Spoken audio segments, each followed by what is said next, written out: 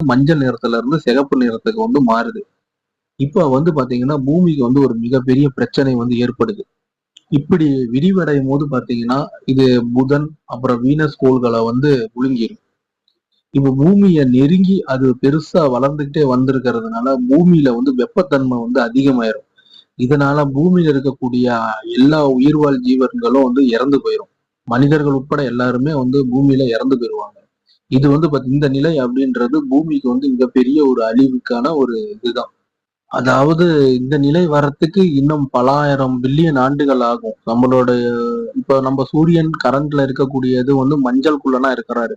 இவர் வந்து பாத்தீங்கன்னா குறைஞ்சது 5000 பில்லியன் ஆண்டுகள் வந்து இன்னும் வந்து நல்லா ஹெல்த்தியா வந்து சர்வே பண்ணுவாரு. அதனால நம்மளுக்கு இதை பத்தி பிரச்சனையும் கிடையாது. பூமிக்கு இப்போதைக்கு ஒரு எந்த பாதிப்புமே கிடையாது. ஆனா சூரியனுடைய முடிவு அப்படின்னு வரும்போது பூமியில இருக்கக்கூடிய எல்லா உயிரினங்களும்